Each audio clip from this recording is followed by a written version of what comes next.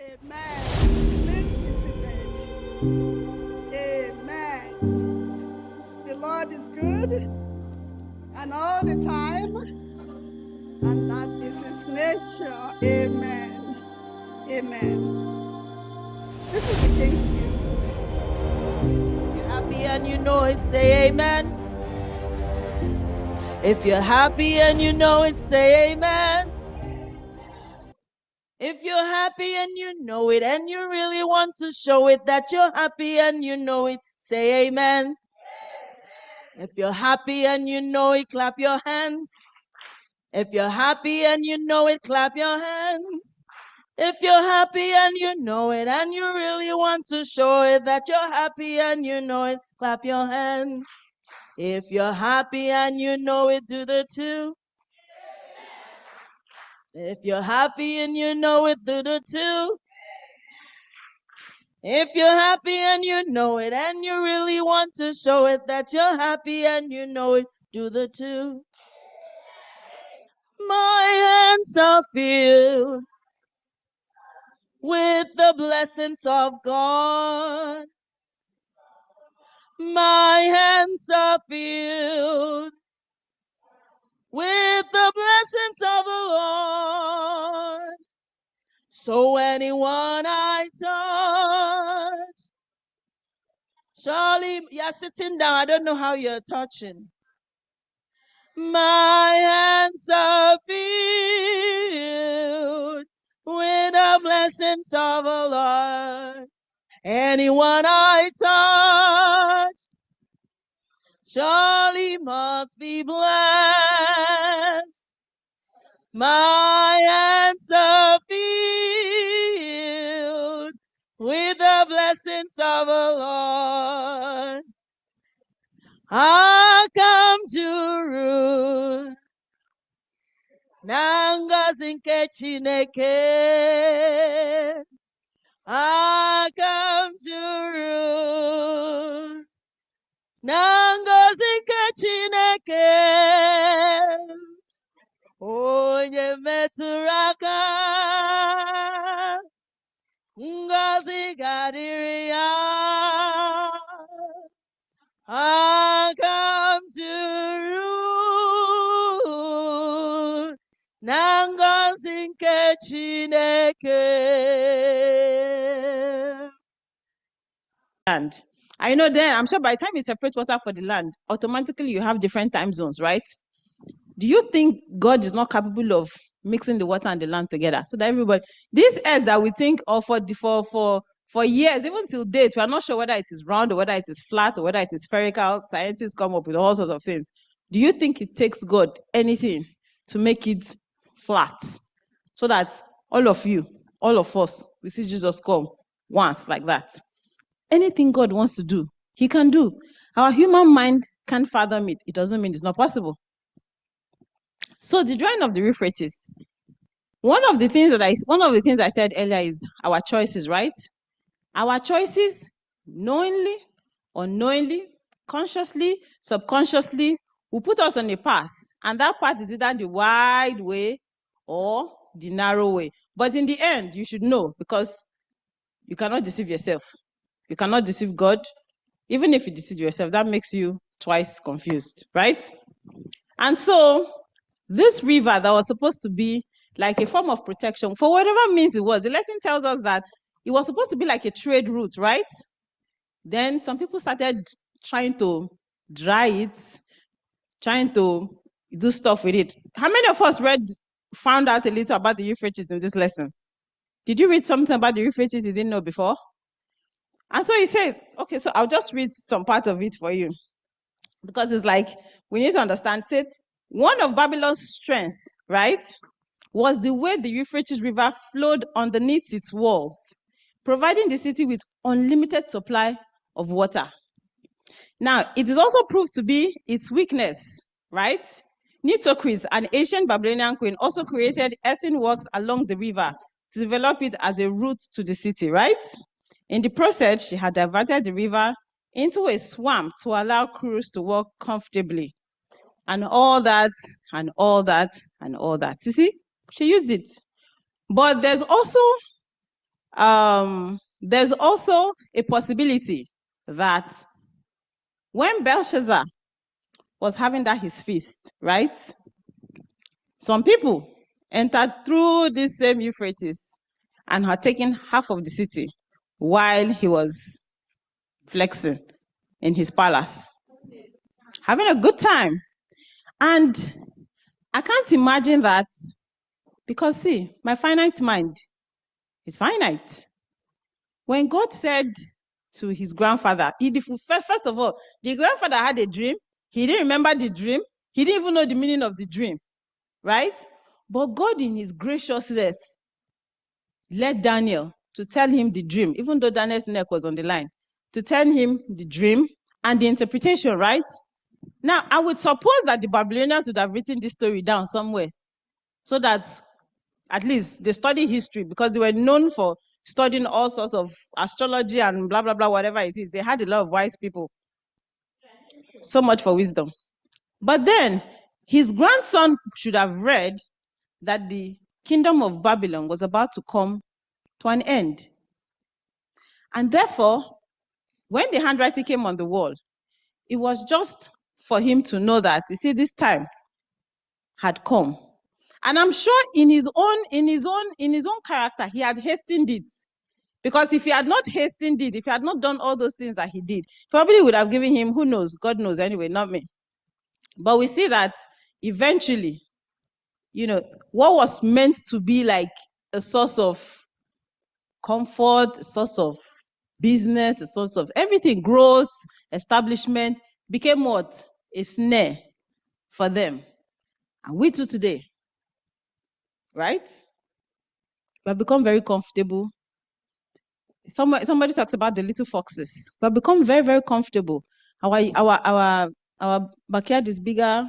Our fences are higher. We have so many colors right now, and we have let down our guard. And the little foxes. And by the time you know what happens, it's too late. And that takes me to the story of Job. You know what they said about Job? That in all of the East, there was not a man like Job. Do you know what Job would do? Job would make sacrifices weekly in case his children, he just had to maintain it. In case his children had sinned, or in case, how many times do we call ourselves to audit? Like this week, how did I do? What did I say when I was in traffic? How did I treat the person in my office? How did I talk to my children? How did I talk to my husband? How did I relate to people in church? Did anybody, and at the end of the week, ask yourself, oh, I would either try and remedy it, because if you did something to somebody, you should try and remedy it. Oh, I didn't mean that, or I'm sorry about this, if you took it the wrong way. Do you understand? You just have to audit yourself, because little foxes, it's about choices. And at the end of the day, you tell yourself, it doesn't matter. And you know what we tell ourselves right now? That is who I am. That's just me. That's just the way I am. Unless the life of Christ reflects in you, I have not started my Christian walk. If you can still say, oh, somebody annoyed me to the extent that I'm not going to go to the church, or if I go to church, the person sits this way, I'll sit that way, our Christianity has not started. Sister Gold. This area made me remember the lessons we studied a few weeks ago about letting the guardrails down. Mm-hmm. God created this world, and even at work, every place has rules and regulations. Even marriage, even your workplace, even God Himself. There are rules of engagement. When we become very complacent and we're doing things our own way, we're not praying in the morning. Mm-hmm. Belshazzar is very, very far away. He forgot what happened before he got there. Mm-hmm. He felt so good. And so, come on, the audacity that he has. Isn't that audacity here now? Well, it is. If you look around you, people are making decisions in high places that you never thought will happen. And it's not going to get any better. It's going to get worse. The audacity of people ignoring that there's a God who created heaven and earth. They just do anything they like, even in our little corners. we letting the guardrails down. That's what dried the Euphrates. Mm-hmm. When we do number one, number two, like you have been saying, it doesn't matter. Compromise, it's like a cankerworm. You get away with one, you have another reason. You take another reason, and we won't even be able to know that we are completely lost, but we're still in the church. So, and the falling away, like Dad was saying, it has started happening. It's not coming, it's here. So we really need to daily, because this lesson is telling us something, to guard our rails. Let not your Euphrates dry. Because that Euphrates was nourishing the garden. Babylon, or the garden. Okay. Elder David will say something, then share. Okay, so yeah. Okay, you know me, I study lessons differently. 1 minute, yes. I was looking at the story of Jonah. You know, in the beginning when we introduced this lesson, we saw how Jonah, will I say, in the deepest time of his life, when he has fallen, when he hid himself under, he still declared that he fears the Lord. Yeah. The difference between Jonah and this Belshazzar is that in his own last time, in the deepest time of his own falling, he decided to worship idols. In your time of need, when you feel that you have derailed, please remember the Lord who has brought you so far. In that time when you feel that you have gone away from God, please, my church members, my Adventists, my friend, remember to declare that you serve the Lord. Remember the Lord who has brought you this far and turn away. I believe that we serve a living God who forgives him. A merciful God. A merciful God. If he can forgive Jonah at that point and still rerouted him to go and do his will, I think that in our deepest time, in the time when we have fallen, if we remember God and ask for forgiveness, he will reroute us to the right path. Amen. Just to remind us, the Bible says that a righteous man falls how many times? 7. And it did not say an unbeliever. It says a righteous man. A righteous man. But you see, you stop being righteous when you decide not to what? Get up. He falls, and the Bible says he gets up. There's no competition in this race. You see, we are the ones that burden ourselves in this Christianity. You see, this Christianity, don't ever think to yourself that the moment you tell yourself you have arrived, like Elder said, pride has entered and you are not going anywhere. As a matter of fact, you have stopped growing. Every day, work out your salvation with fear and trembling. Elder. Yeah, I was just wondering if Belshazzar, if there's anything he could have done different, or was he just caught in a timeline of prophecy? Okay. Yes, Elder David, yeah. Yeah, I just want to say that regardless of what wisdom we have, regardless of how smart we are, there are certain things that influence us in our decisions in life. If you look at Belshazzar, no matter what he knew about his father and all the things that happened, all the history he knew, when I think he was inebriated at that time, he was drunk.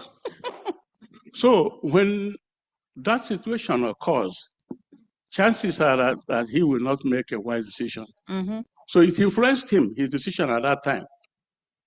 When I was studying this lesson, I put that into my own life. Should I be doing things that God doesn't want me to do and then expect to make a wise decision? I don't think so. So we should bring all these lessons home and know the things we do, when we do them and how we do them, and the decisions we take about God. Thank you. Thank you. Do we remember what what the book of Revelation says about being drunk with the wine of Babylon's fornication? Do you know what that means now? Do you understand it better now? When it says, come out of her, do not be drunk with the wine of her fornication. Do you understand what it means now? Because you see, Babylon was booming. You see, what happened to Babylon is probably what happened to other countries, because you get to a position where you ask yourself, is it Babylon that I have built with my hands? Where you are now, did you get here by yourself? So why are we proud about things that we don't own? Last week, we studied about getting to a point where we feel that we are immortal, right? Some people are making decisions for the next 50 years. One governor paid school fees for his children till 2036. Yeah, you see that lie the devil told them, that you shall not surely die. We are making huge plans for this generation, your great-grandchildren's generation, forgetting that when the Bible says a good man leaves a good name for his children, beyond that, you cannot look after yourself, let alone look after your children. Solomon said, I have gathered all these things. Who knows if the person before me or the person after me, we have sex and throw everything away. And you are here thinking, if I could just get 1 more million, I'll be happy. My life will be better. It will not be. You see, right now, this is the moment that you cherish beyond anything else, because we don't know if you go beyond here.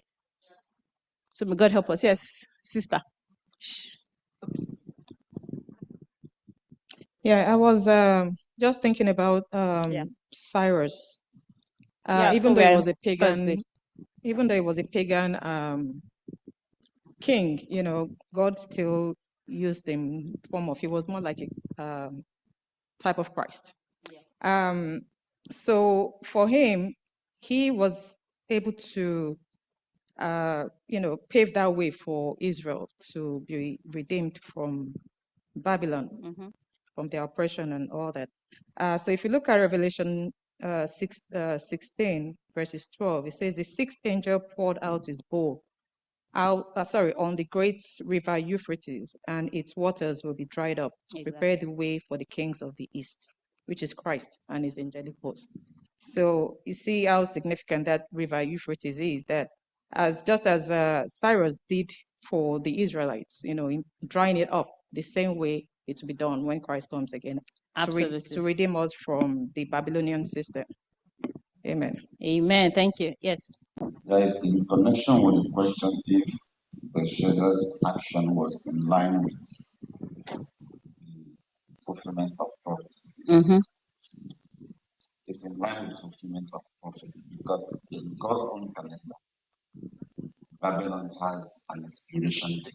Yes. And because it has an expiration date, once the Spirit of God is being withdrawn, despite the fact that it was a pagan nation, does not mean that God's Spirit was not in charge. Once that time is over and God's presence is withdrawn, God's plan must be fulfilled. And that is most of the things we are seeing in this lesson. This lesson is also pointing our attention to the fact that not minding Belshazzar is the drying of Euphrates for Cyrus to get access into Babylon and fulfill God's plan, because even the defeat of Babylon, Cyrus was prophesied 150 years before its fulfillment. You see, so all of them were following God's timetable, and anything can just play out, because God is a God who can use anything available to him to fulfill his own plans. So as the lesson we are studying now is also reminding us that the things that are happening today are also helping us to understand that God's plan must be fulfilled. Amen. And what has been said that will happen before the end of time must come to pass.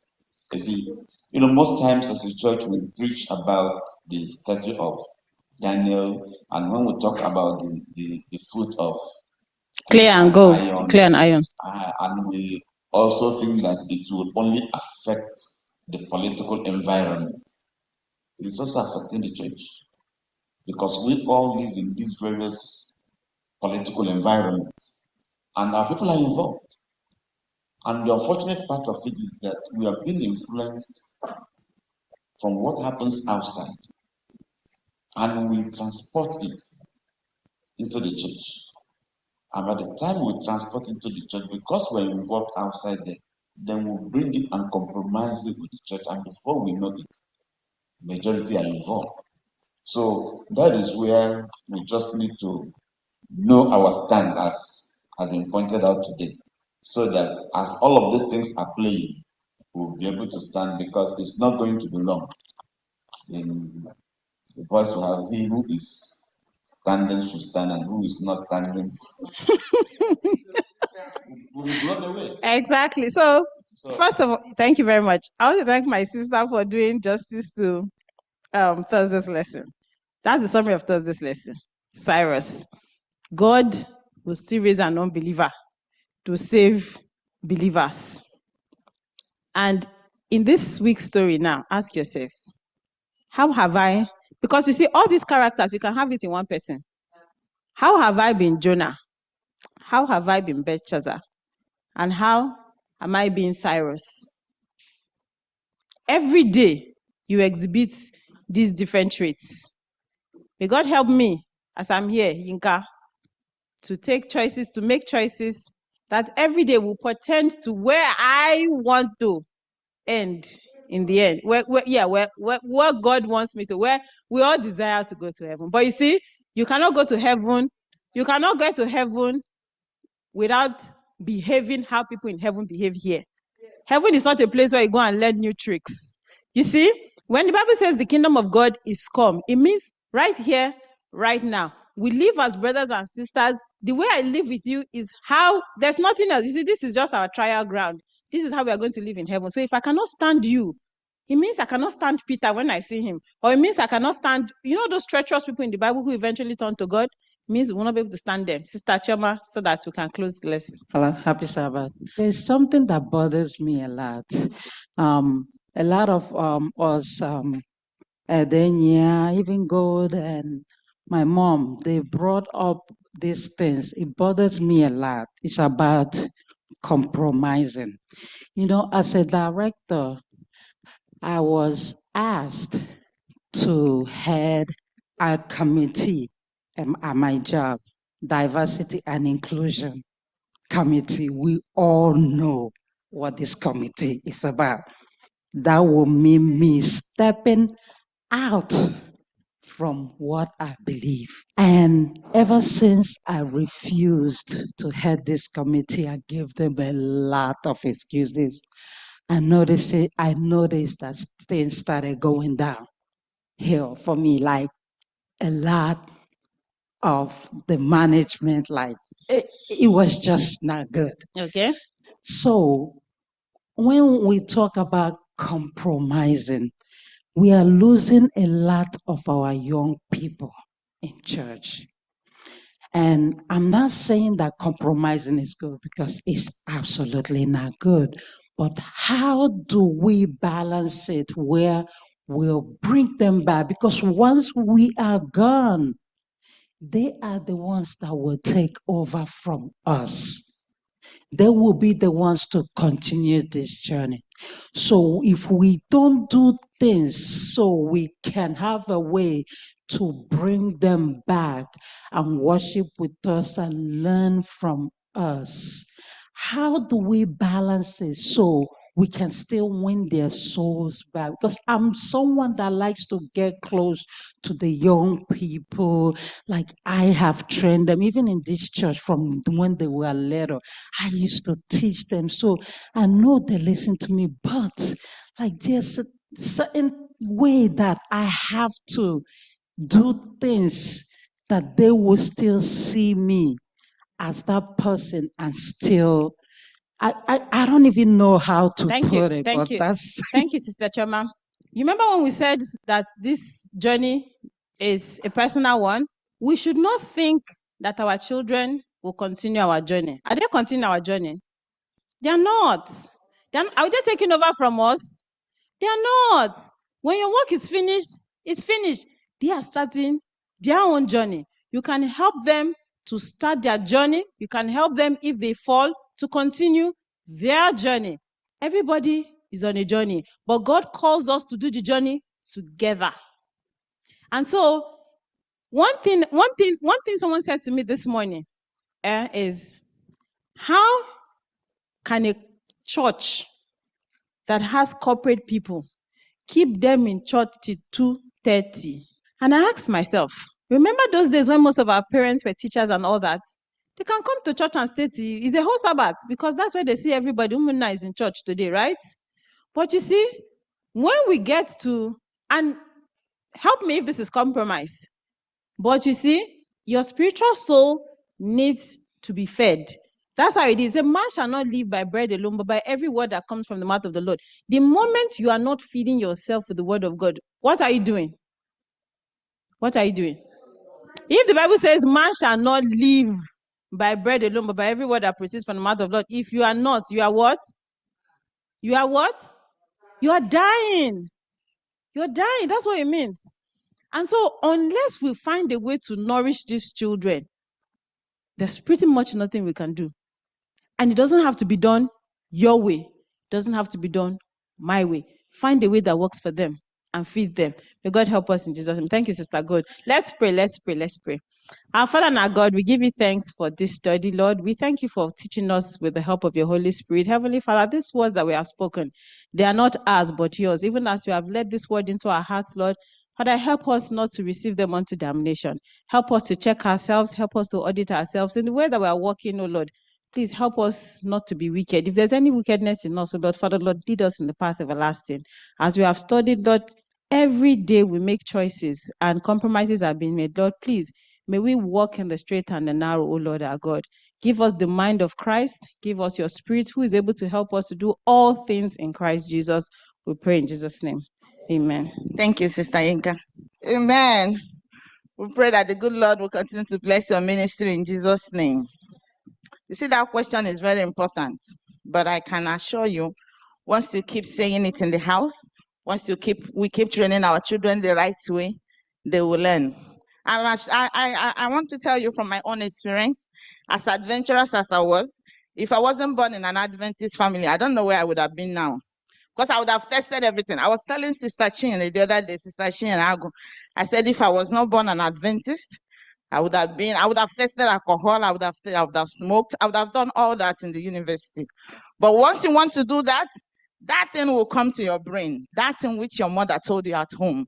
No matter how you think you are wise, you're smart, you're sharp, you must always remember. So keep saying it in the house. They will remember. And I'm telling you, the church of God will continue till Christ comes. In Jesus' name. Amen. It is now time for our Sabbath School expense offering. I urge you to please dip your hand in your pocket and support the affairs of the Sabbath School. If you have not collected your pamphlet, you know we always deliver. Please meet the NAMD and collect, and that will motivate you to dip your hand in your pocket now and bring those big notes and support the Sabbath School. Anyị apụghị ịkwụghachi ụgwọ ihe ọma niile meworo anyị Chineke. For those who are online, we have an Adventist giving platform. We have the Zelle, and we also have the Adventist giving app. It's a user-friendly app. Please make use of those platforms. I'll take us to the book of Matthew, chapter 25, verse 34. And that's the last word I'm going to use to summarize this lesson. Then the king will say to those on his right hand, "Come, you blessed of my Father, inherit the kingdom prepared for you from the foundation of the world." May God bless us in Jesus' name. The series is gone. Now we're going to the book of Exodus. It's going to be fun. So we'll continue to study our lesson and put it in practice. May God bless us in Jesus' name. Shall we all rise as we bring the Sabbath school to a close by singing from SDAH 600? Bright crown Zion waiting, oh, fast still I come.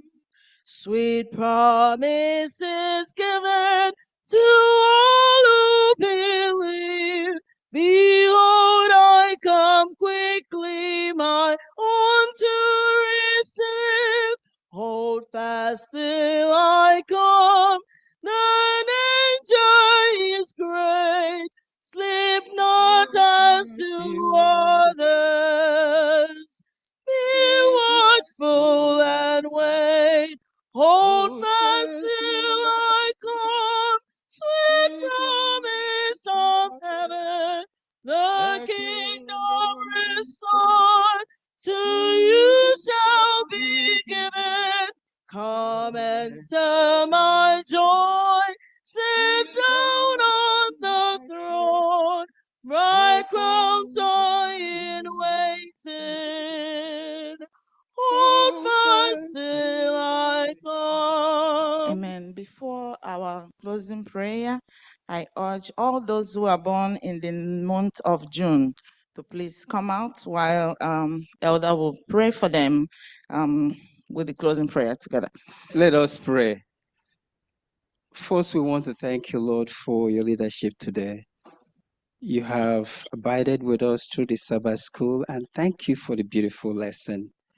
One thing we want to ask of you is to keep us alive at all times. With these words that we hear, that so that they can become our glow and continue to light our path as we walk straight through these treacherous times. Most importantly, keep us ready when you appear in the clouds of heaven. And now to the June celebrants. Their hearts are filled with joy. They are grateful, Lord, that you have kept them up to this moment. These are happy souls in front of you this morning, in front of your congregation.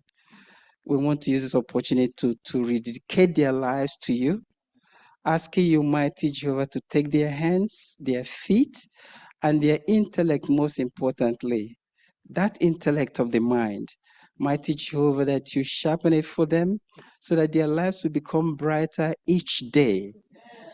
Come and use them mightily, mighty Jehovah, for your mission. Because there is important call for us to go out there and evangelize. Today, mighty Lord, we want to use this opportunity to bring them back to you so that you make them worthy vessels again to the glory of your holy name, because we have prayed in Jesus' name. Thank you for keeping a date with us. Those who have joined us online and those who are in person today, we appreciate you. May you continue to join us every Saturday. And I pray that the good Lord will keep you safe till we meet you again next Saturday, same place and same station. In Jesus' name. I've been having confusion whether to go ahead with this or not, but I'm pressed to go ahead with it. It's because of Sister Yinka that taught the lesson today. I want to, on behalf of the Sabbath School, to appreciate you, and your dedication to the mission has been outstanding, and probably she will not be regular anymore with us. So I just want us to pray for her. She's going on in a different chapter, and she may not be regular with us here. But I want to express the gratitude of the Sabbath School for your ministry. I have been counting 3 years or 4 years. She has always been there, doing what she knows best. So I'm so happy and delighted. I wanted to keep it cool, but I was so pressed that I need to say it. So I want to say thank God for you and for your ministry, and may the Lord lead you in your next chapter. Thank you very much, Superintendent. Sister Yinka, no, there's no need for you to do that. Can you come up, please? On behalf of First Seventh-day Adventist Church in Nwarungwa and our pastor, Pastor Josiah, I just want to thank you from the bottom of our hearts. Throughout all this time you've been in this church, you have manifested the knowledge of the Bible and the skill that God has blessed you with in more than one way. So we thank you very much. Thank you. And may God continue to bless you abundantly in Jesus' name. Let us pray. Our dear Heavenly Father, we thank you again this beautiful Sabbath morning. This is your daughter, Heavenly Father. You know her heart. You know her efforts, oh Lord, and you know her contribution to this church thus far. We know it's not the end yet, because she'll be coming back more and more. Heavenly Father, we ask you and pray that you bless her, oh Lord. Bless her ways and her undertakings, oh Lord. She's a human being, oh Lord, and has desires of her heart, oh Lord. As this church gathered together today with one heart, we pray that you visit her. Grant her her desires in Jesus' name. Happy Sabbath, everybody. Let's start with singing SDAH 1. Praise to the Lord, the Almighty, the King of all creation. All you hear, now to his temple draw near, join ye in glad adoration.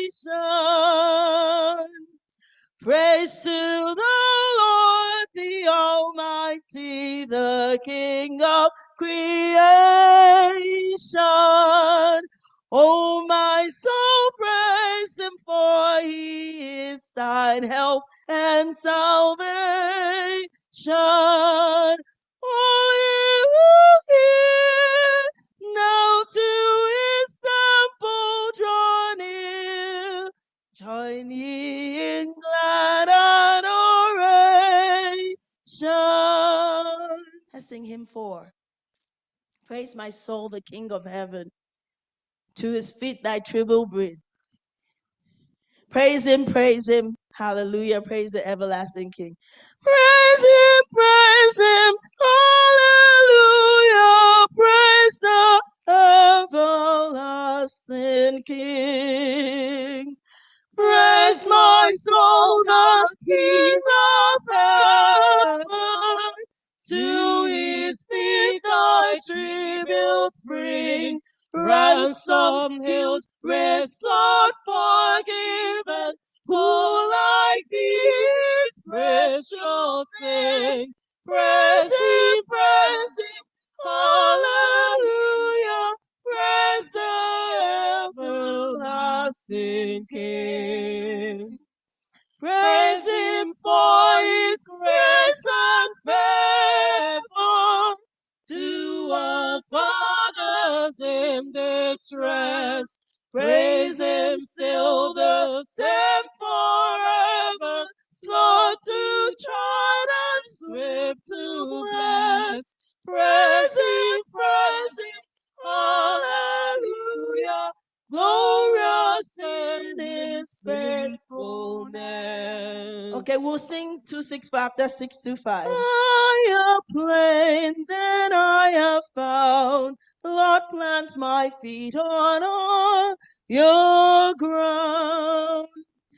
I'm pressing on the upward way, new heights I'm gaining every day, still praying as I onward bound.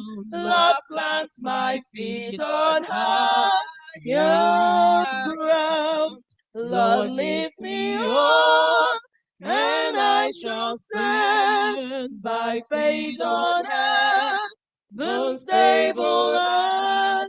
Higher flame that I have found. Lord plants my feet on higher ground. SDAH 264.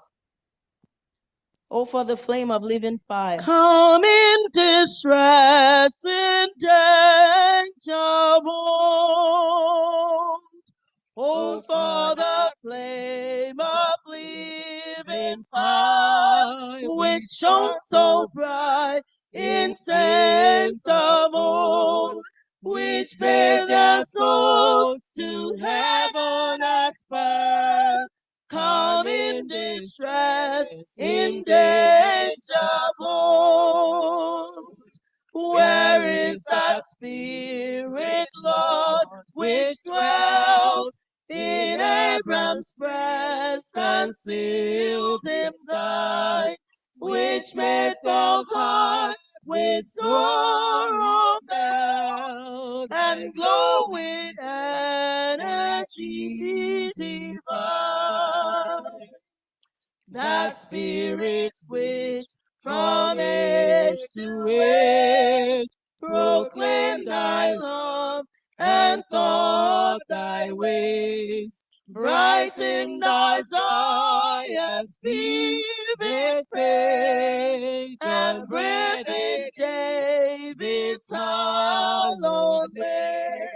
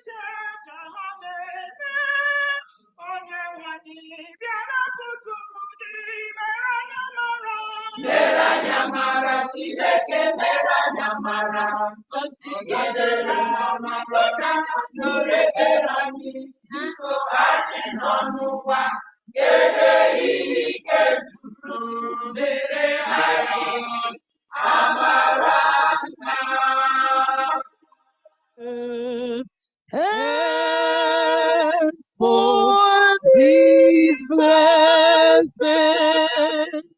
we lift our hearts in praise. Without a doubt, we know that we have been revived when we shall leave this place.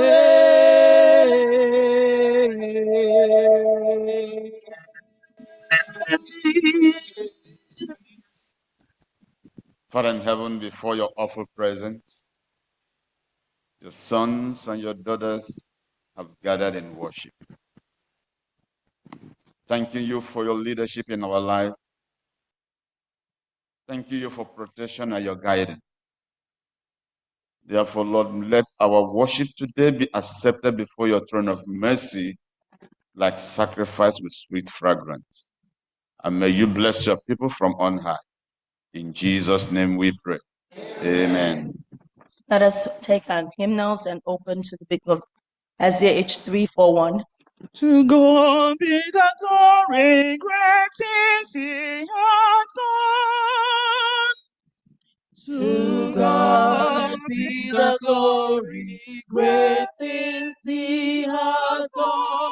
So loved he the world that he gave us his Son, who yielded his life and atonement for sin, and opened the life gate that all may go in. Praise the Lord, let the earth hear his voice. Praise the Lord, praise the Lord. Let the people rejoice. Oh, come to the Father through Jesus the Son, and give him the glory. Great things he hath done. Come ye disconsolate. Come ye disconsolate. Where ye anguish, unto the mercy seat, velvet linen. Here bring your burden of here tell your anguish, and have no sorrow that heaven cannot heal. Earth has no sorrow that heaven cannot heal.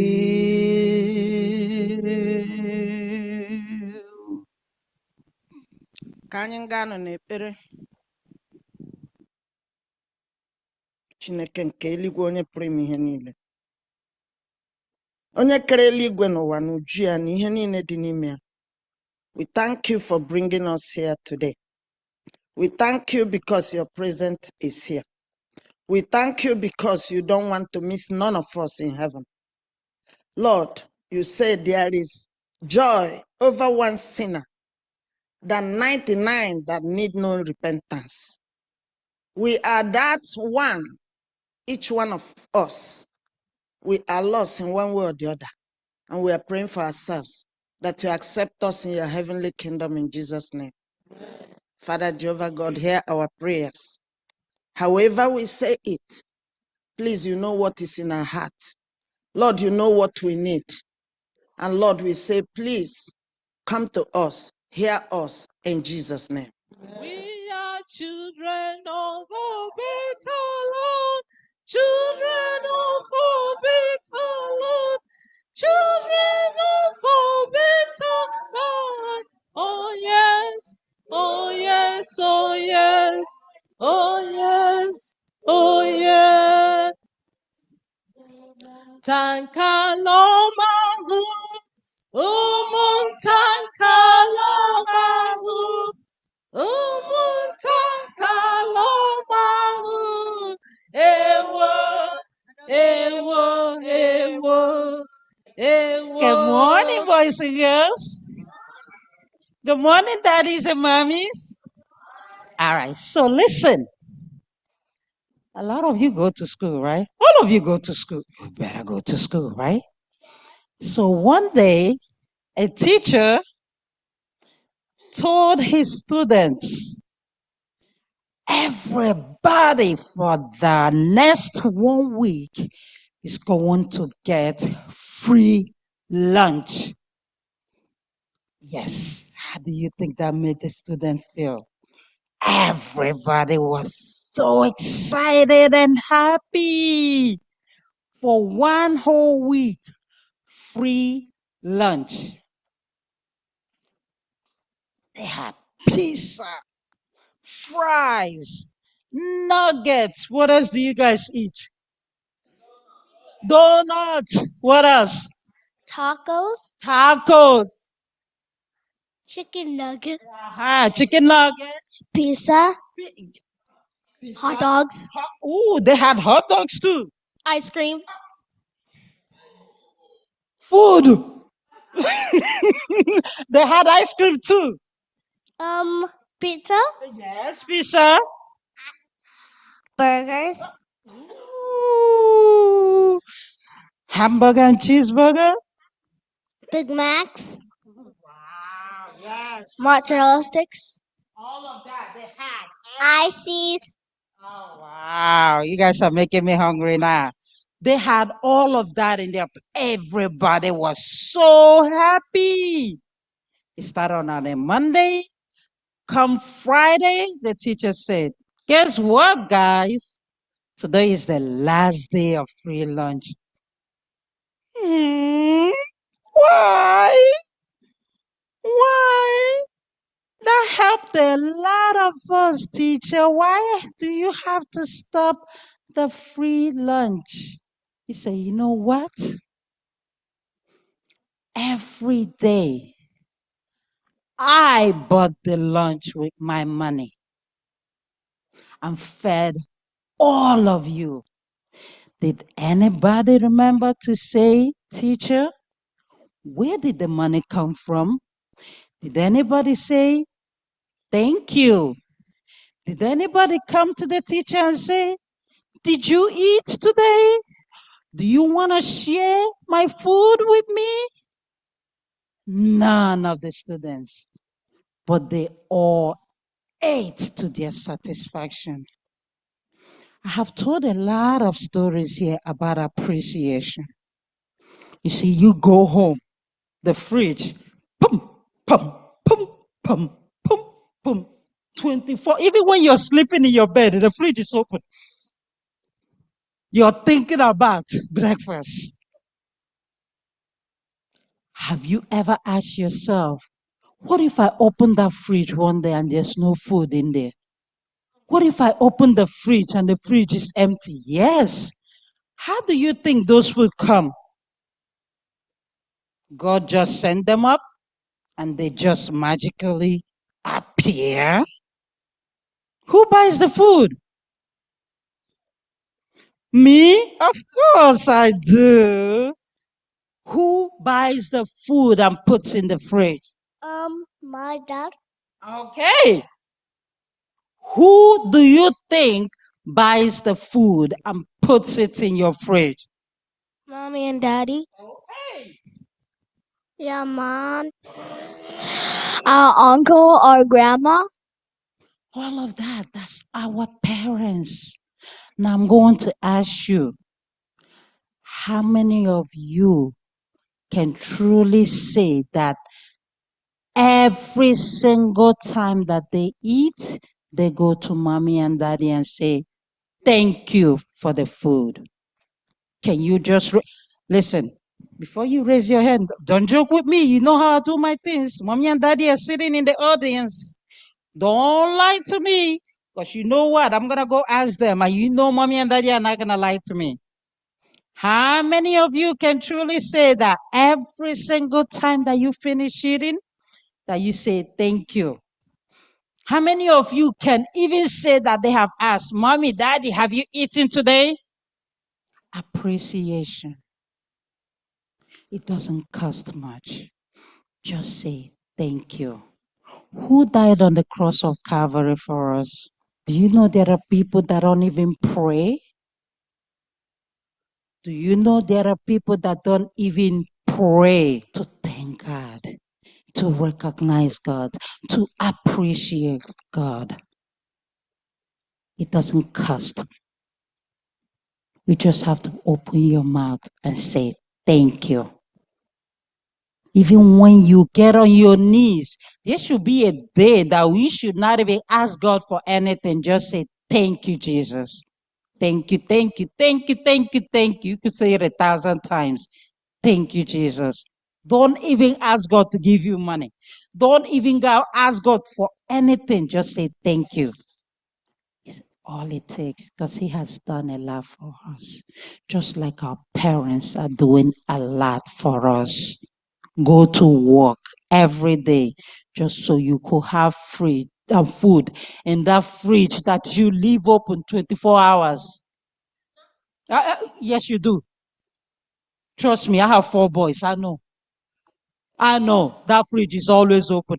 Even in my sleep, I hear the fridge. That's all you guys do. Eat all the time.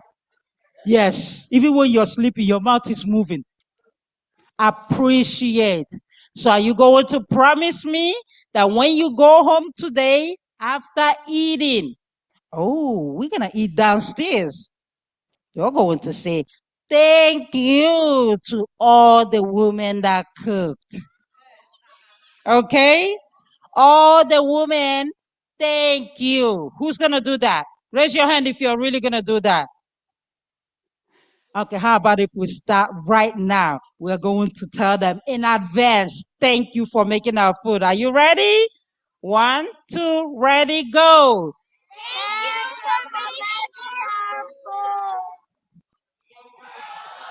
There you go. All right, very good. We're going to have a prayer. God, may you bless us and may we appreciate what you have done for us.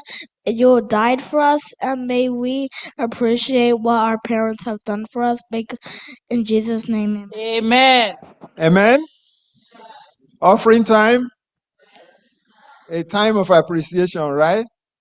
So we are going to show our appreciation to God now. As we wait on the deacons and deaconesses to come and collect from God's people a token of the appreciation for what the Lord has done for us. We thank you for bringing us here to worship you. We thank you for the spirit of returning unto you what you have blessed us with. We pray today that you also pour your blessings unto us in abundance in Jesus' name. And for those who couldn't do that today, Lord, may you replenish and also provide for them so that they can do next time. Going to be our God, going to be our Maker, we ask in Jesus' name. Let's rise for Bible reading. Revelation chapter 5, from verse 1 to 4. I'm reading from New King James Version. And I saw in the right hand of him who sat on the throne a scroll written inside and on the back, sealed with 7 seals. Then I saw a strong angel proclaiming with a loud voice, who is worthy to open the scroll and to loose its seals? And no one in heaven or on the earth or under the earth was able to open the scroll or to look at it. So I wept much, because no one was found worthy to open and read the scroll or to look at it. But one of the elders said to me, do not weep. Behold, the Lion of the tribe of Judah, the Root of David, has prevailed to open the scroll and to loose its 7 seals. May the Lord bless this reading and hearing of his word in Jesus' name. Amen. Let's be seated.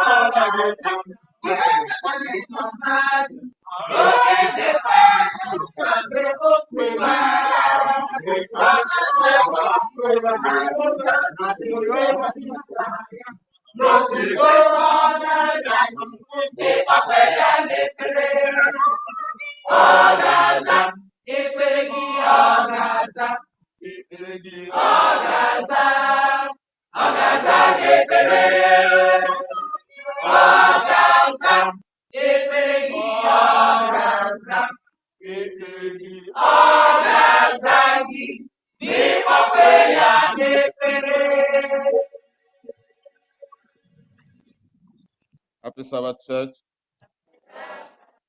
This is a pleasure to worship with you here today.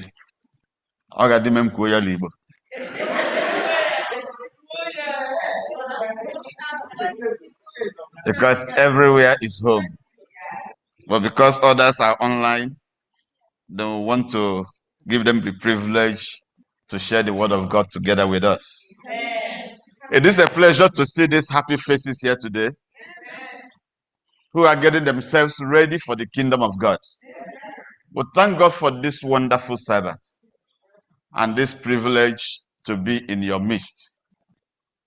Few weeks back, Pastor Kezia, who has been a friend, my teacher, he and the wife while in school, called, JC, are you coming for the GC? I said, yes. What's your itinerary? Can I have you in my church? I told him I'll be stopping over with Dechi in New York. He said, good. When will that be? And I told him, I said, that would be good for you to worship with us, even though I would not be quite available, but some people will be in the church.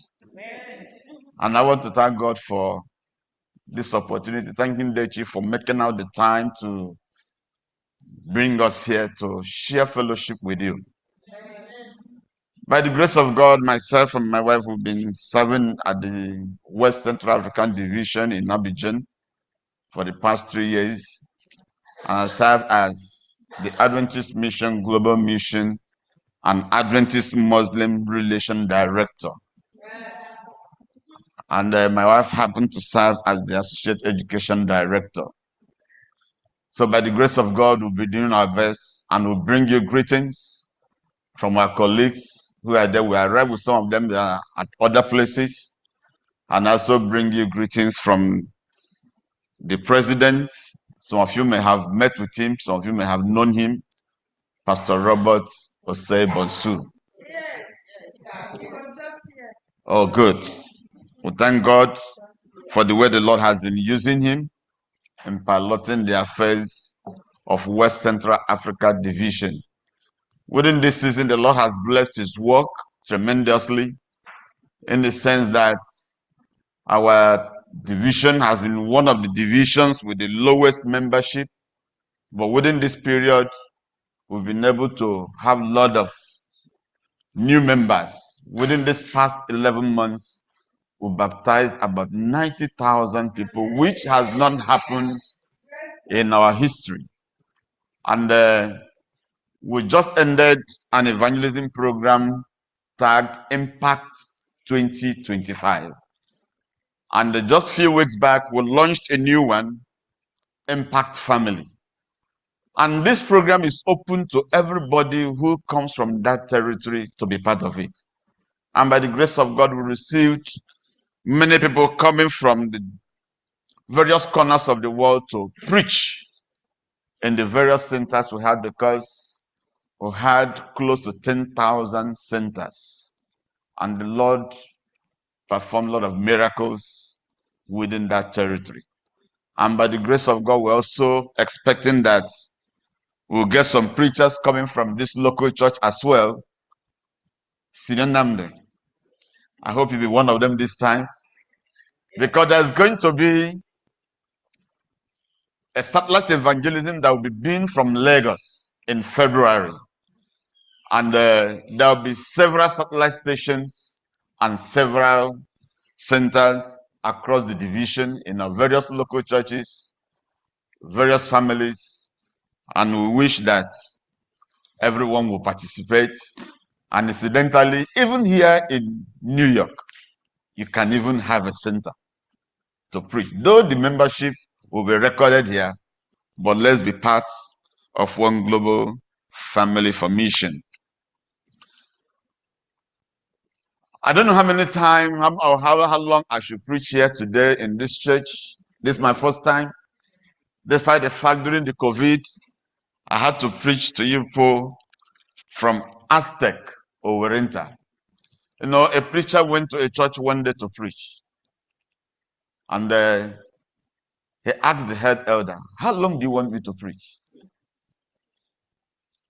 And the head elder said, "Pastor, you can preach as long as the Holy Spirit permits you to preach. But I just want you to know that our church dismisses by 12 noon."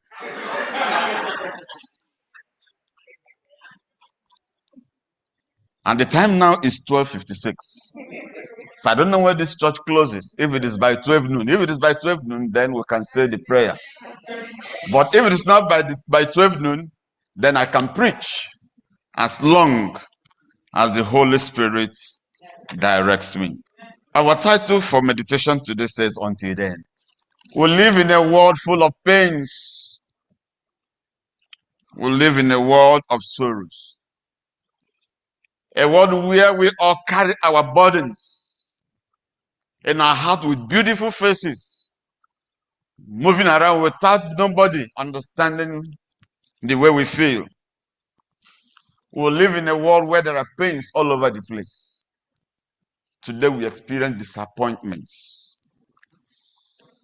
But we'll come out covering our bodies with beautiful clothes and put good perfume oils on our faces, and we'll move around. But this Sabbath morning, I just want to assure us that Jesus is coming again. And his coming will bring all of these pains and sorrows to an end. I asked myself the question, how did God feel that day when Jesus hung on the cross? Because I know we all have been touched by death in one way or the other. If not our parents, our siblings, or our child. But on that Friday afternoon when Jesus shouted on the cross, "Eloi, Eloi, lama sabachthani," and gave up the ghost, the Bible tells me that there was complete blackout over the earth because the Son of God was dead. Why did he die? For you and for me. And he was laid in the grave. But God was waiting for the right time to raise him up from the grave for us. And that has given us the hope to be part of today's worship, so that we can keep that flame of hope burning, waiting for when Jesus shall appear in the clouds of heaven. Happy Sabbath. Happy Sabbath. My song is in the old hymn now, Abut 55. Long in the grave he lay, Jesus, my Savior,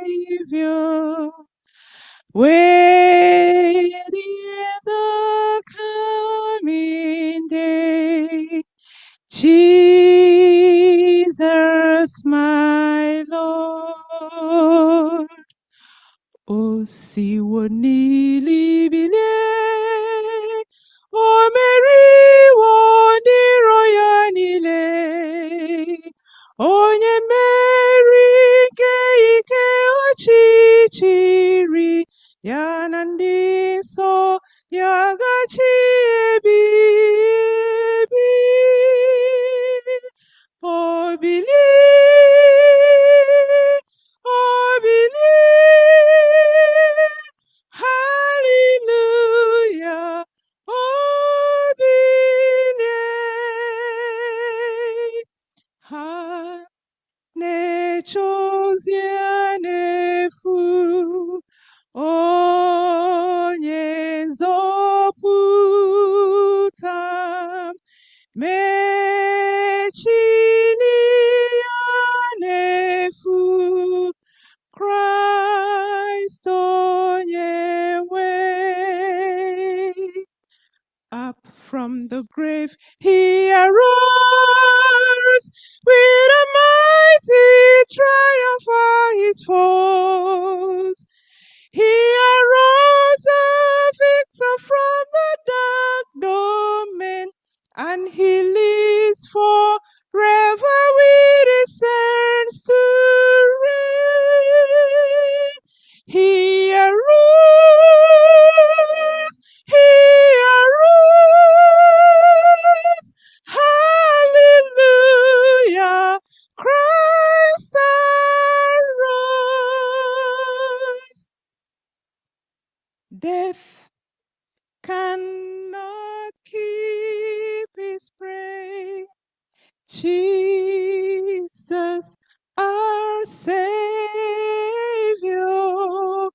he tore the bars away.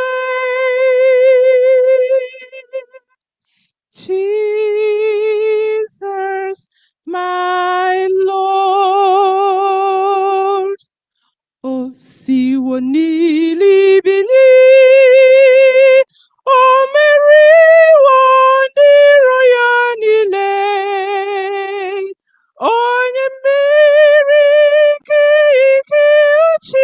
ọchịchịrị ya na ndị nsọ ya gachi ebi ebi. O bilie, o bilie, hallelujah, o bilie. Up from the grave he arose, with a mighty triumph o'er his foes.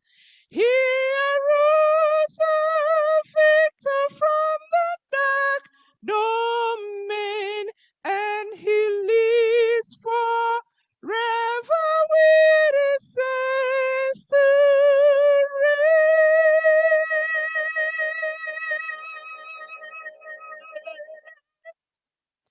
He arose, he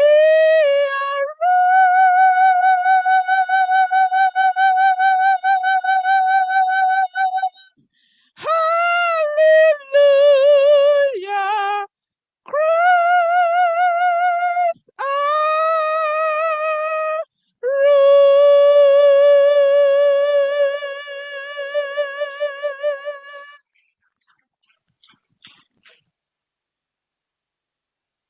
Shall we pray? The resurrection of your Son Jesus has given us the hope to prepare and wait for your soon coming. We want to hear you speak to us. We are human, but let divinity possess humanity at this moment. And let your name alone be glorified. In Jesus' name we pray. Amen. The Bible in Genesis chapter 1 tells me that God created the heavens and the earth, and all that he created were good. And Genesis chapter 1 verse 31 says that everything was perfect. And the question that comes to our mind every moment is, how did imperfection take over that which was good?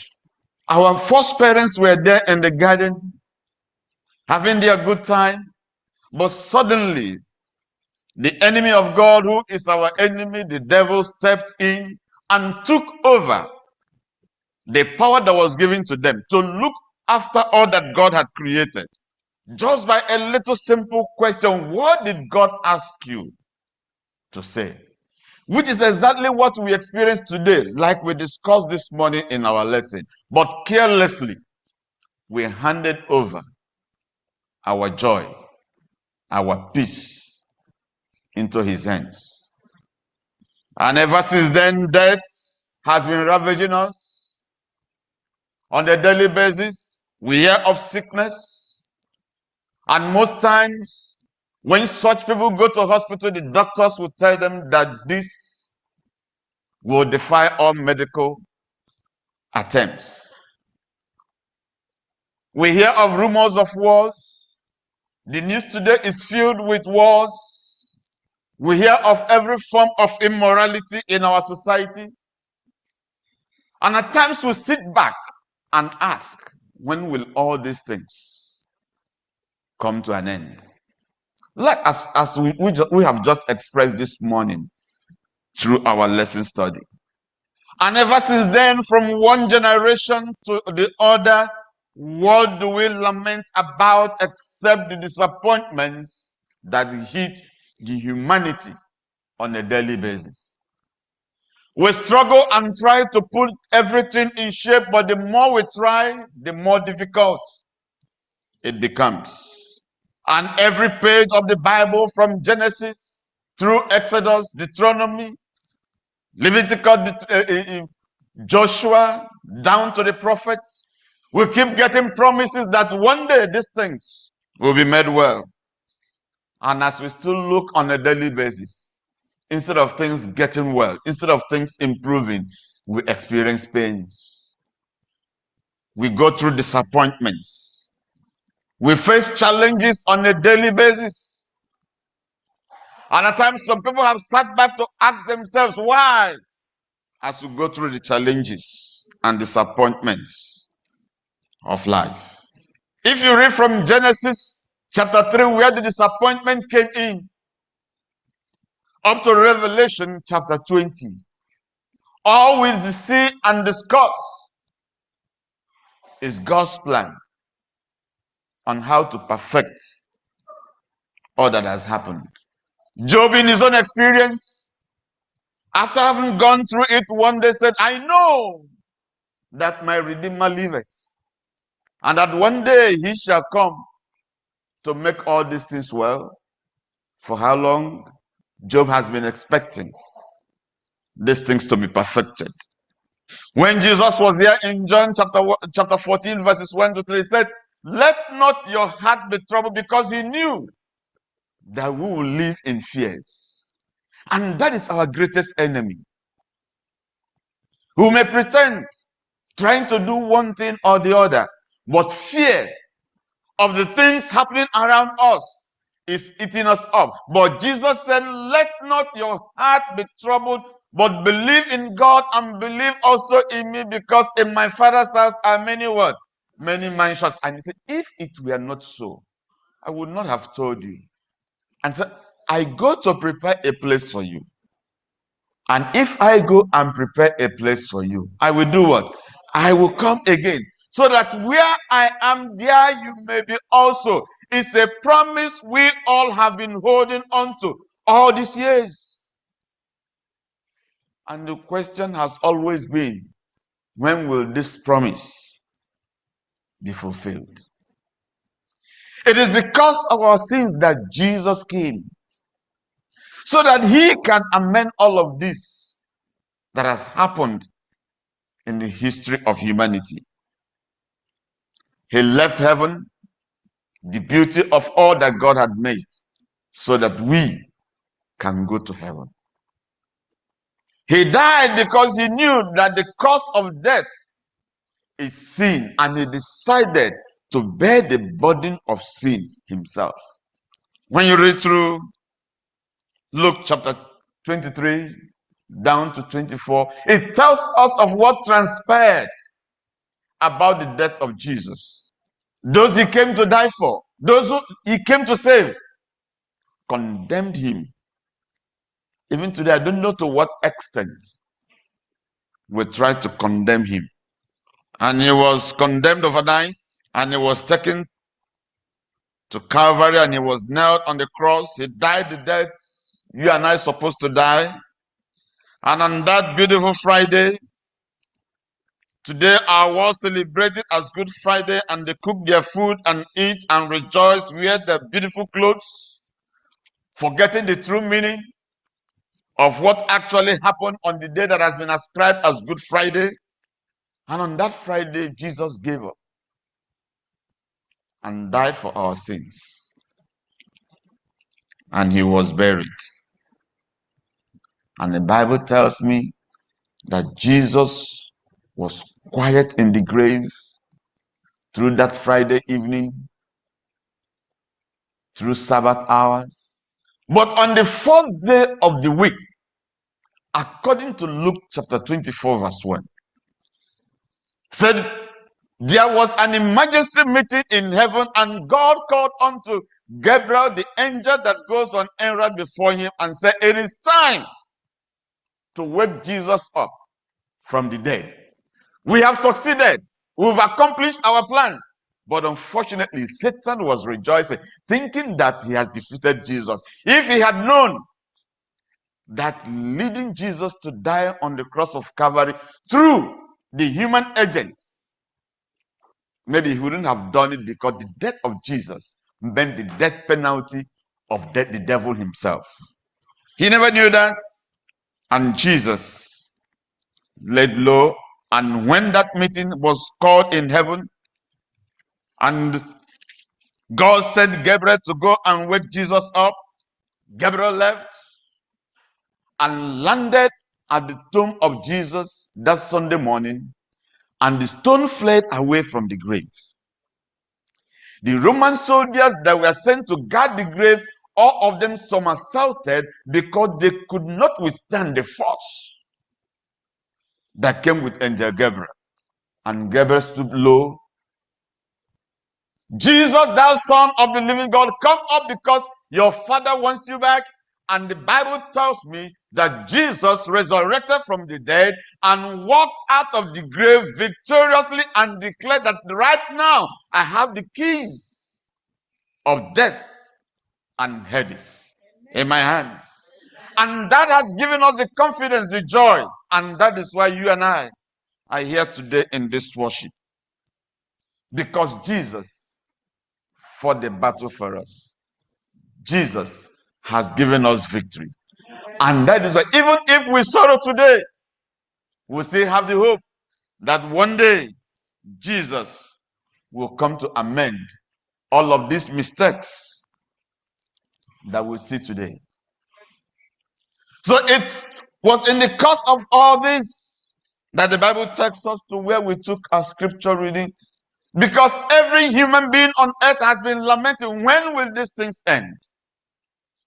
Which I know, as we go through our daily experiences, we'll ask ourselves these questions. When will these things end? In our prayers, we kneel and agonize, bearing our burdens before the Lord. When will these things end?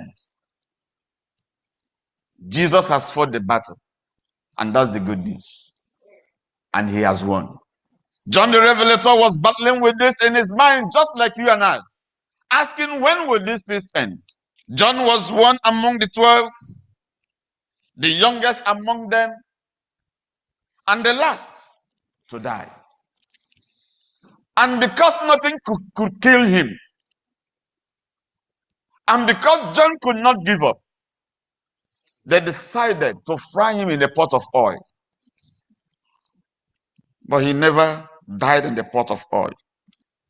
And they ended up banishing him to the island of Patmos, not knowing that they were sending him to God. And on the island of Patmos, my brothers and my sisters, I just want to take you to the worship scene which was revealed to John on the island of Patmos. That worship scene in heaven which John saw in his vision should give us hope today that one day our victory will come to us. And the Bible in Revelation chapter 4 tells me, while John was on the island of Patmos, he said, after this, in verse 1, I looked and behold, a door was opened in heaven. And the first voice which I heard was as it were of a trumpet talking to me, which said, come up hither, and I will show the things which must be hereafter.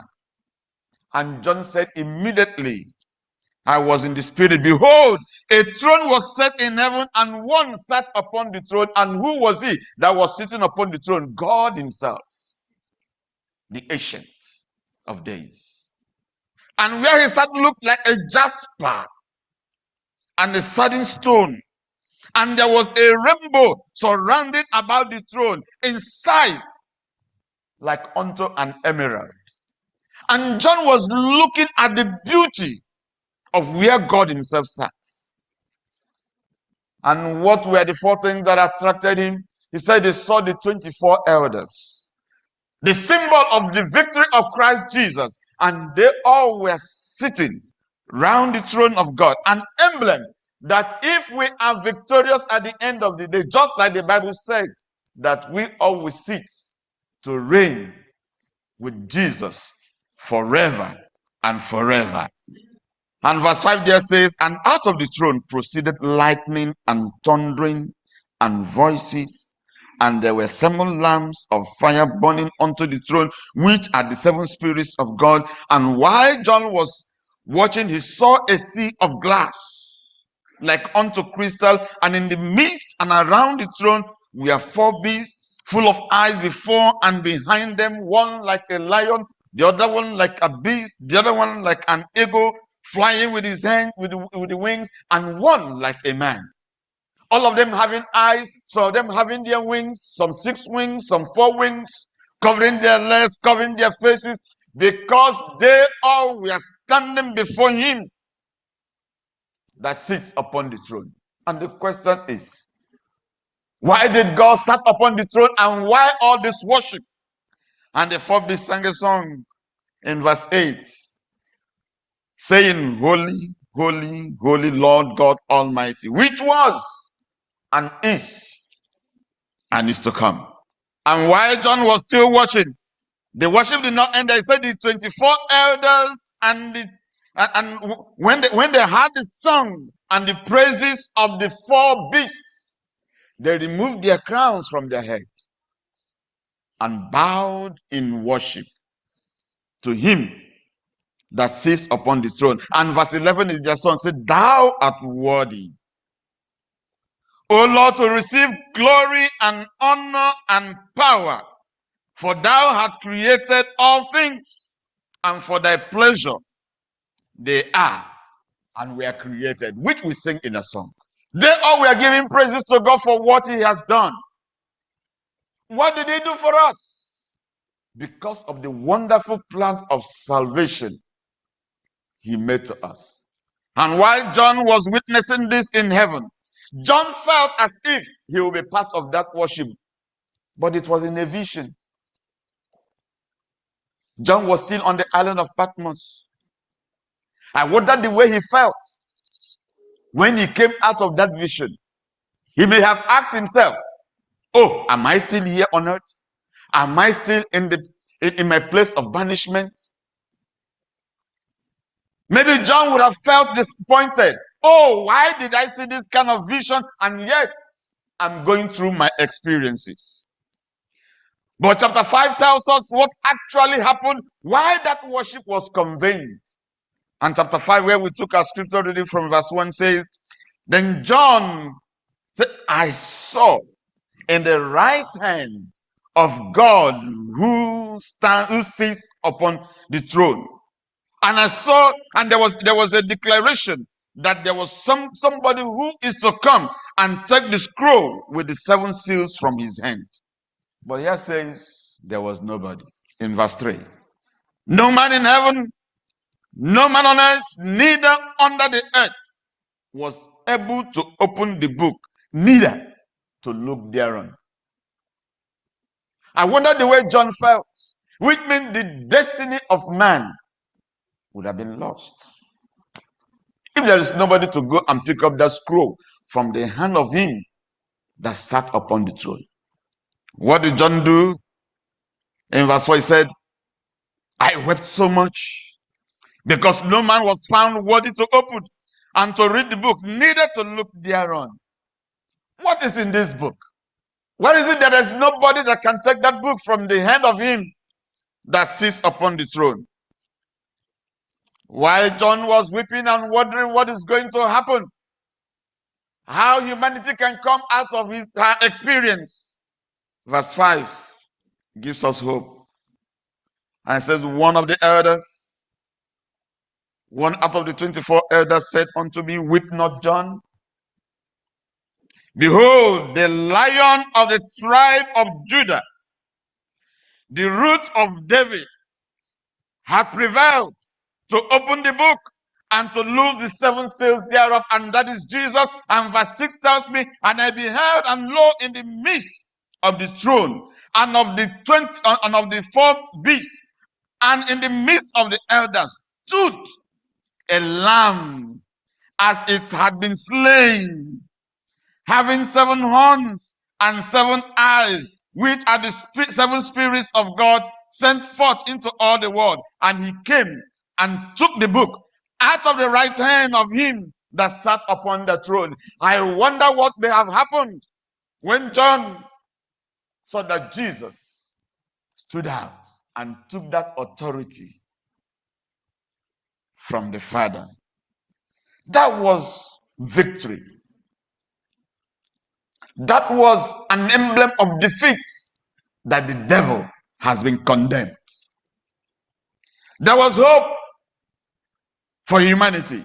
And verse 8 says, and when he had taken the book, the 4 beasts, the 24 elders fell down before the Lamb, having every one of them harps and golden vials full of odors, which were the prayers of the saints.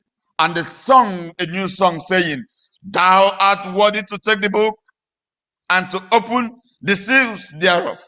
For thou wast slain and had redeemed us to God by thy blood out of every kindred and tongue and people and nation. And there was a vibrating music in all of heaven, rejoicing that Jesus has won the battle for us. Amen.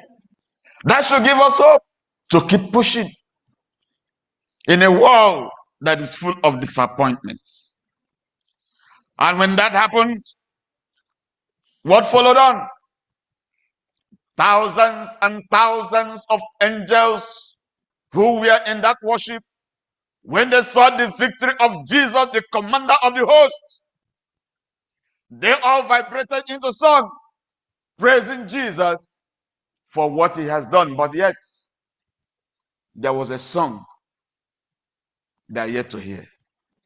A song that is not yet sung in heaven. And that is the song of all those that will be saved out of this universe. The song of Moses and the song of the Lamb. The song of your experience. The challenges you've gone through here on this planet Earth. All the disappointments, all the pains, all the sorrows.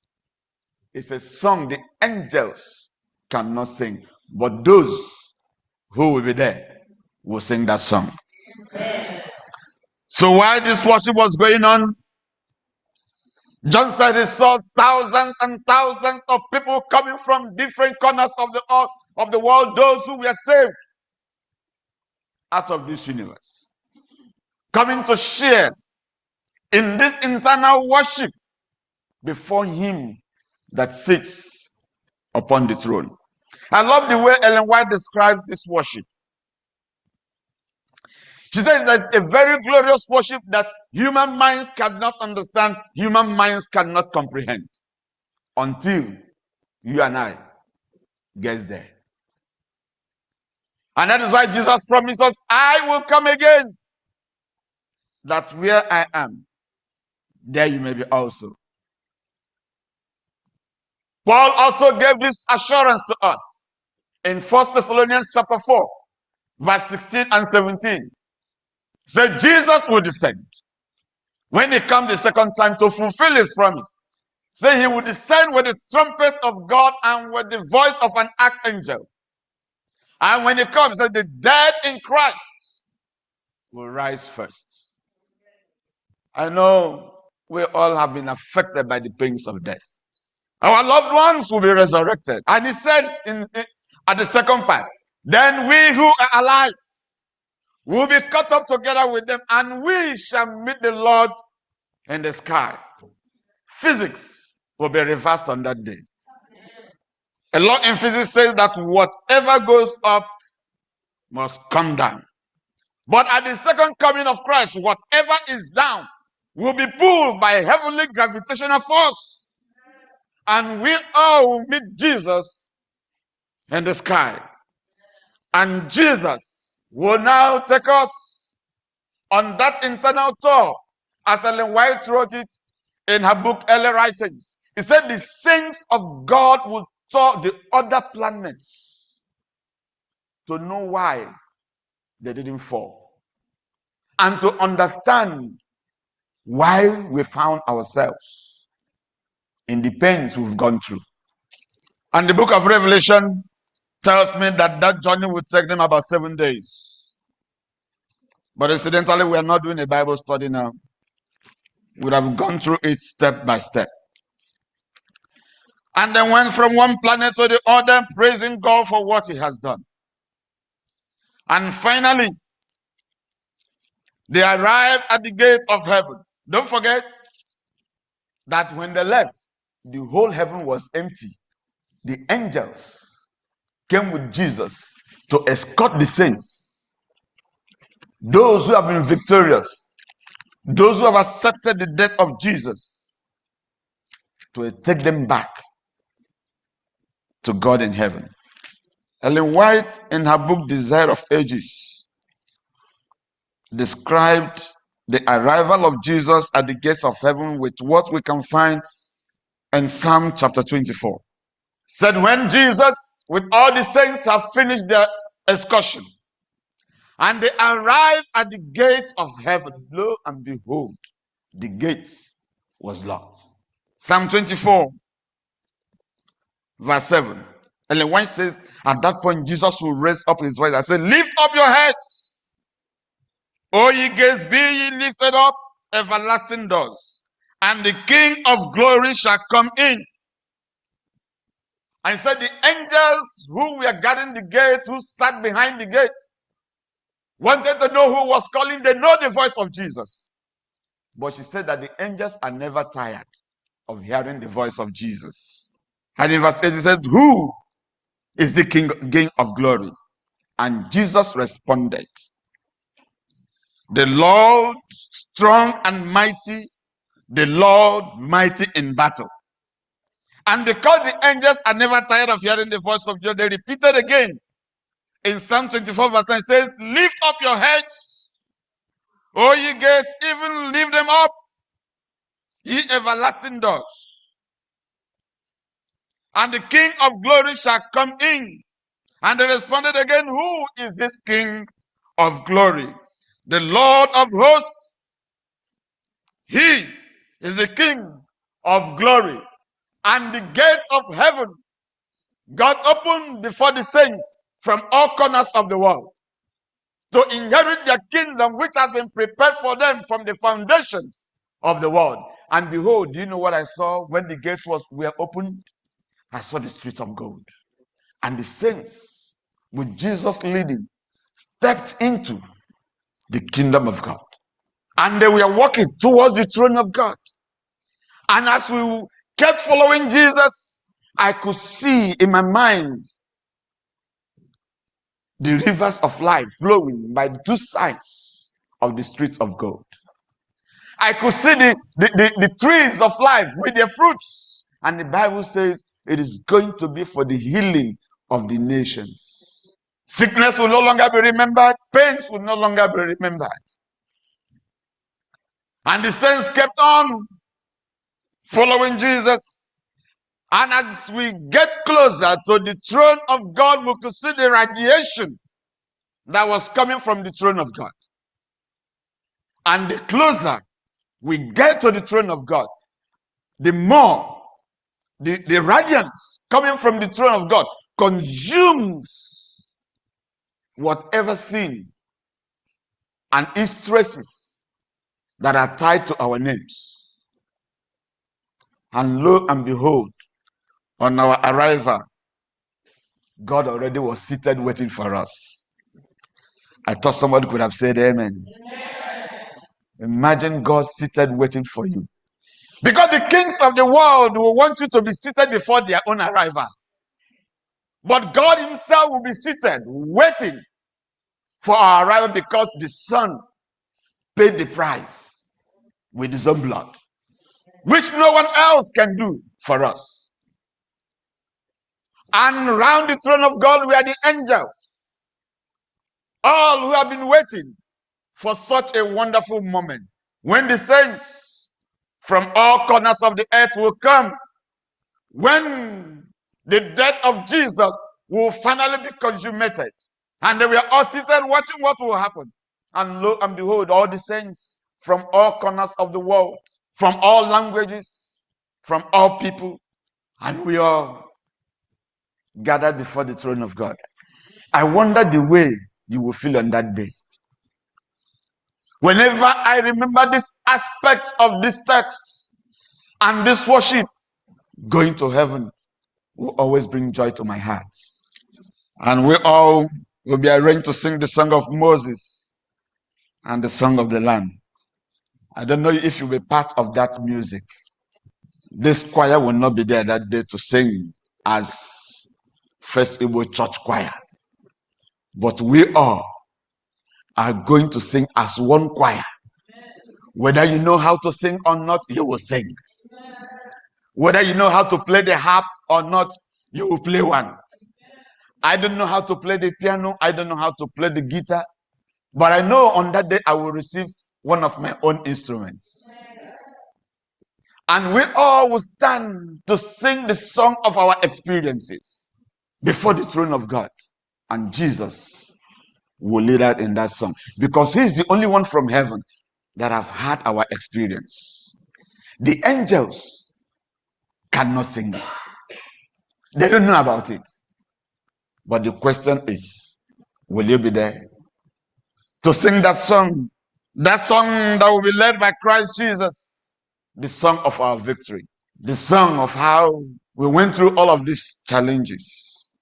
And finally, we made it.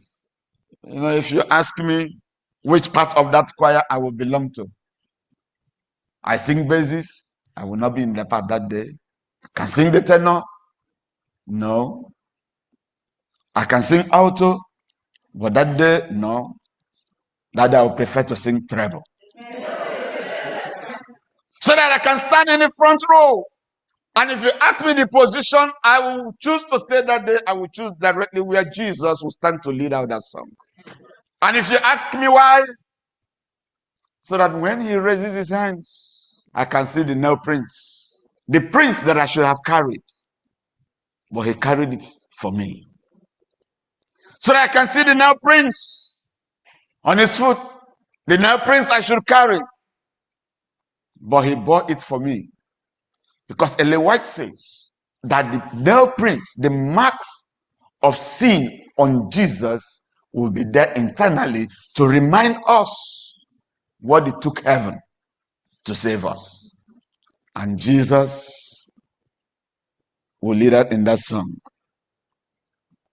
Times I want to take in my mind, will that song be, to God be the glory, great things he has done, so loved he the world that He gave us his Son, who yielded his life and atonement for sin, and opened the life gate that all may go in. Praise the Lord, praise the Lord. Let the earth hear his voice. Praise the Lord, praise the Lord. Let the people rejoice. Oh, come to the Father through Jesus the Son, and give him the glory. Great things he has done. Yes, I want to be part of God's eternal kingdom, but I don't know about you. Nicodemus came to Jesus by night and said, "Good teacher, what must I do to inherit eternal life?" I said, "You must be born again." He said, "No, we all have been born through baptism, but are we keeping to the dictates of our decision?" Jesus is going to come, and nothing will stop it. Amen. People will inherit eternal life, and nothing will stop them. Amen. Are you going to be part of them? If that is your desire, I invite you to stand at this moment as we rededicate ourselves into the hands of God. Dear Lord in heaven, this Sabbath afternoon, being the last Sabbath of the month of June, thank you for the privilege you've granted us to worship together and to share in fellowship of your love and your goodness in our lives, with the hope that one day you shall come to take us out of this sick world. There is so much pain here, so much disappointment, so much sorrow. Our only hope is in Christ Jesus. Therefore, I bring your sons and your daughters before you this Sabbath. I may not know what those pains may be, but I know the desire to be part of your eternal kingdom. But Lord, I pray on their behalf this Sabbath, that whatever would deny them this privilege, that you keep it far away from them in Jesus' name. Amen. Be with them, O Lord. They are here in a foreign land, in the midst of the bustling and the challenges of this life here. They keep to this appointment to come before you. Therefore, Lord, I pray that you be with them, that you bless them. And they are going out and they are coming in, Lord, may they find favor before you. I may not know what their prayer requests are before you, but you're God who answers our prayers. Therefore, Lord, I pray that you meet them at their points of need. Bless their families, bless their children, and bless whatever they do to put food on their tables. And we pray, oh Lord, and they're going out and they're coming in and they're lying down and they're getting up. Let it bring praises to your holy name. 6 months of the year is gone, and we'll have 6 months remaining. Whatever blessings they've expected from you within this past 6 months, which they have not received, Lord, in less than no time, may their hands be filled with your blessings. And may they testify of your goodness. Thank you, dear Lord, because you have wonderful plans for us. The plan of eternal life. We know one day the clouds will be opened and Jesus will descend to take the saints back home. Lord, when that call we made, may we be able to say, this is our God, we've waited for him and he has come to take us home. And we all shall rejoice in your salvation, which thou hast prepared for us and you take us into that eternal kingdom. This is our hope. This is our faith.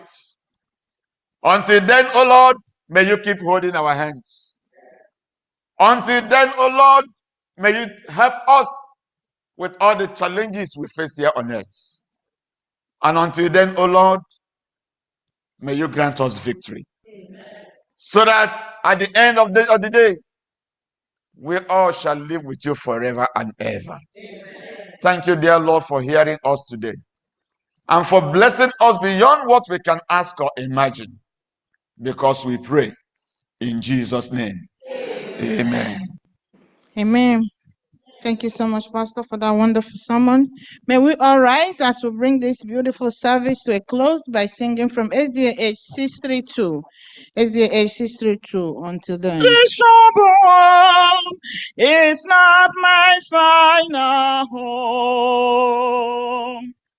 My heart can sing when I pause to remember.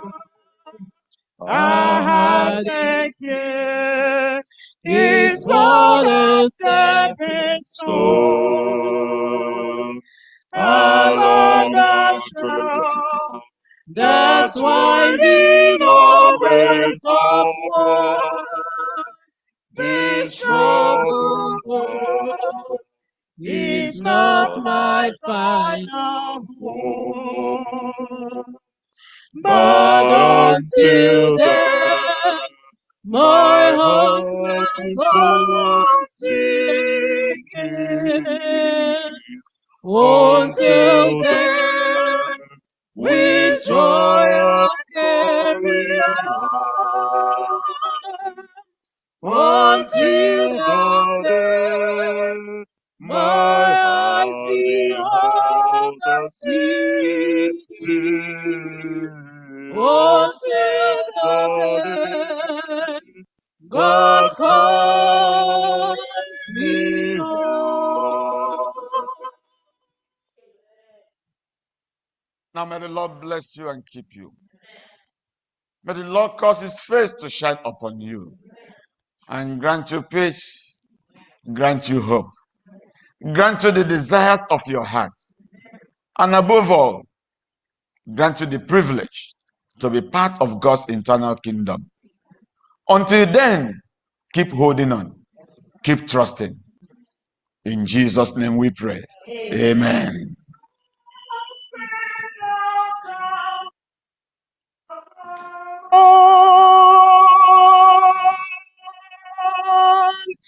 We have this hope that burns within our hearts.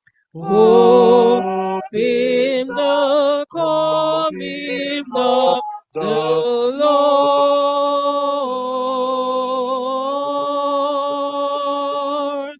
We have this faith that Christ alone imparts,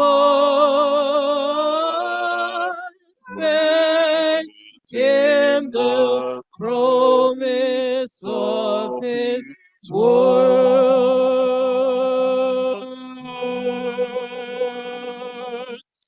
We believe the time is near, when the nations far and near, shall awake and shout and say, Hallelujah, Christ is King.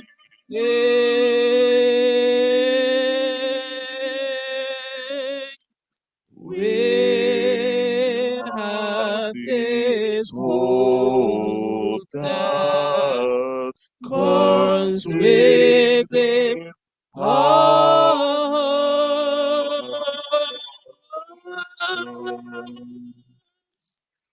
Hope in the coming of the Lord.